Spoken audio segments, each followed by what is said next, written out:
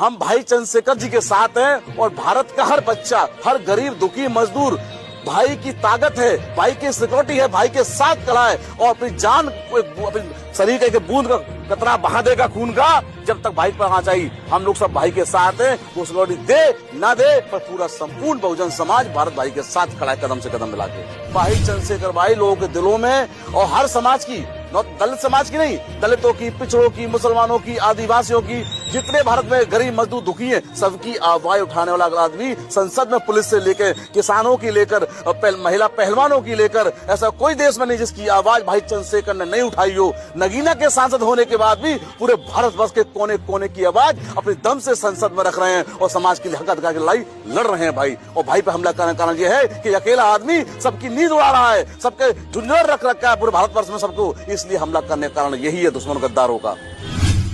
Sir, आप अपना परिचय देते हुए बताइए कि इस तरह की घटना क्यों होती है, खासकर चंद्रशेखर आजाद जी पर इतने कायरतापूर्ण हमले क्यों होते हैं? पहले सभी को जय भीम नमो बुद्धाय। ऐसा नहीं है कि चंद्रशेखर भाई पर हमला इसलिए होते हैं, मैं आपको बता दूं, क्योंकि देश में शुरू से ये रहा है कि जिसने गरीब दुखी मजदूर वंचितों की जो आवाज उठाई है या उनकी लड़ाई लड़ी है, उनके हक और अधिकार जमीन और जायदाद की, उनके पास हमेशा हमले या मारे गए काटे गए। शुरू से हमने बहुत सारे पुरखे खोए हैं। उसका कारण एक ही है अपने पुरखा खोने का कि हमने अपने पुरखे को जिंदे पे नहीं समझ पाया और मरने के बाद उसको महापुरुष बना देते हैं। इसलिए आज हम लोग अपने पुरखा को, अपने संघर्षी नेता को जिंदे पर ही भाई चंद्रशेखर को मानेंगे, जिससे हमें आजादी जिंदे पर ही मिले, जिससे हमें और अपने महापुरुष ना खोने पड़े।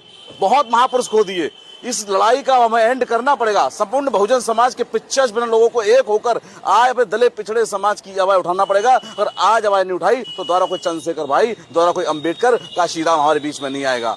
जिस तरीके से मथुरा में जो कुछ लोग ये बता रहे हैं कि पथराव नहीं हुआ, कुछ लोग इस घटना को गलत बता रहे हैं और वहाँ के पुलिस प्रशासन ने, मथुरा के ने बताया कि ये घटना झूठ है। देखिए, प्रशासन को अपनी नाक बचाने के लिए ये बोलना पड़ेगा कि झूठ है। ये सब जानते हैं क्या सच्चाई है क्या झूठ है। ऐसे बहुत सारी भारत में चीजें, सरकार झूठी है पर लोग उसको मानते हैं।